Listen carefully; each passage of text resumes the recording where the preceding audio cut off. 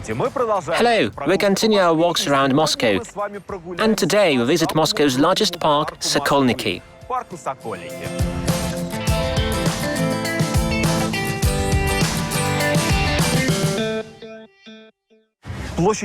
The park covers over 1,500 acres and is 4 times larger than Hyde Park in London. Along with Elk Island, it's a favorite outdoor destination for Moscow residents.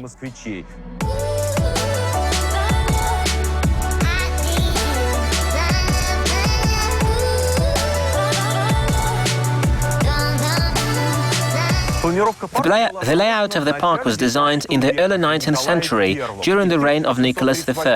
In 1838, 7 pathways and the central circle were created. Back then, it looked totally different. In the late 19th century, in honor of the 200th anniversary of the Preobrazhensky Regiment, a wooden pavilion was built here, but it has not survived. Still, the original layout of the park is still very distinct.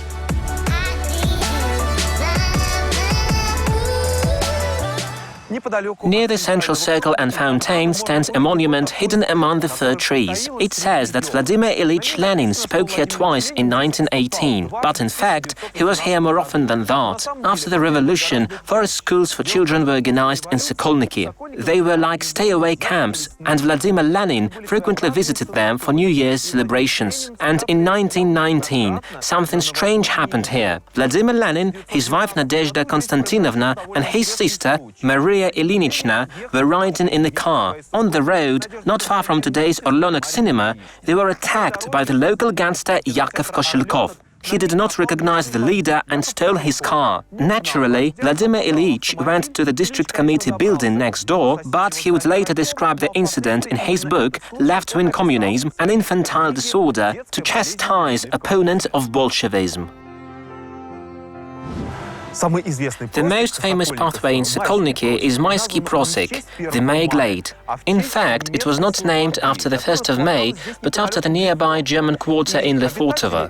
The residents of the German quarter would come here to the Sokolniki forest to celebrate Walpurgis Night on the 13th of April, the 1st of May. Other Moscow residents later organized their own celebrations here too. By the time the modern layout began to form in the mid-19th century, one of the 7 pathways had already been named Maysky Prosek. In the early 20th century, wonderful larches were planted here, and now it stands out among all the other pathways of the park.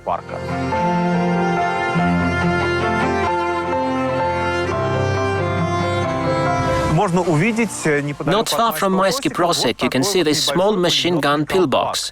Until recently, it was buried underground. It was built as part of Moscow's defenses during the Second World War.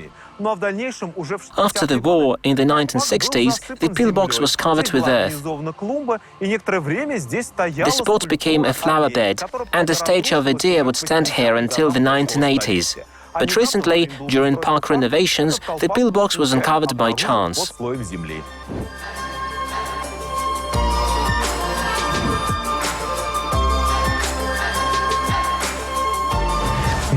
Many generations of Moscow residents know the symphony stage in Sokolniki. It was built before the war, but the modern structure was built in the post-war period out of wood. This cozy amphitheatre, hidden not far from Maysky Prosek, has hosted concerts for many generations of Moscow residents. Ruslanova, Nichai and many other renowned performers have appeared on this stage. Now, the stage has been brought up to date and still holds concerts, just like it did 50 years ago. When I was a child, this place was absolutely open. There was no wall, and I often came here with my mother. She would sit here on a bench with the other moms, while kids played on the little stage, because it was easy to keep an eye on us here, and it was a great place for little kids to play and have fun.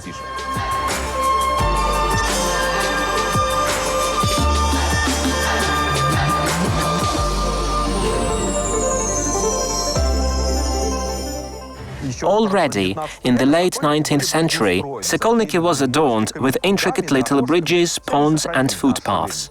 All of them have survived to this day. Of course, there have been many renovations, but the park's numerous picturesque pathways have been preserved. In these quiet, safe spaces, you can encounter squirrels and feed them right out of your hand.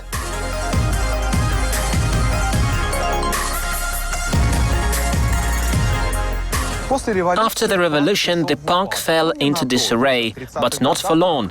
As early as the 1930s, as part of Moscow's reconstruction, the park was renovated too. A new main entrance was built, which has been restored today, and carved wooden gazebos and pavilions appeared.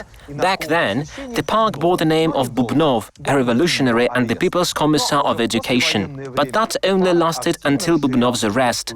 In the post-war period, the park was actively expanded and renovated, and electric lighting was installed. In the late 1980s, the park deteriorated a little, and it has only been renovated and restored in our time. But today, it's a favorite outdoor destination for Muscovites.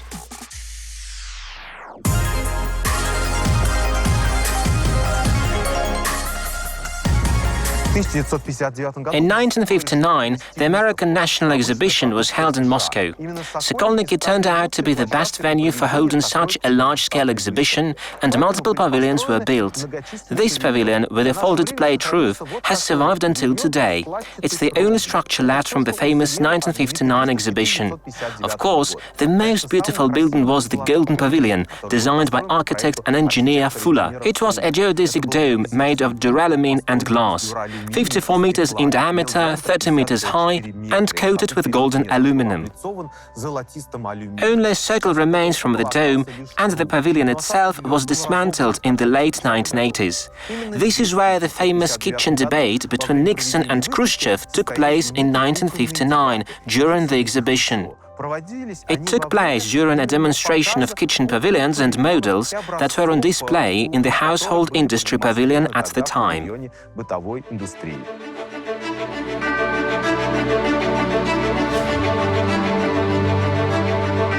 The building of the Fialka Violet restaurant was a standard design from the post-war period. Similar buildings can now be seen at VDNH and in Izmailevsky Park.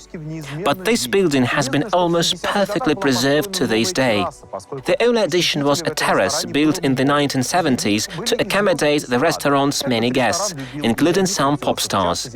Leonid Utyosov loved this restaurant, and Alla Pugacheva often came here too. It's a miracle the building survived the park's reconstruction in the 1960s, 1970s, because nearly all of these types of buildings were demolished and replaced with glass cafes. The cafe itself became a favorite shooting location for various music videos, including Alla Pugacheva's famous video Fall. It was filmed here and featured this annex.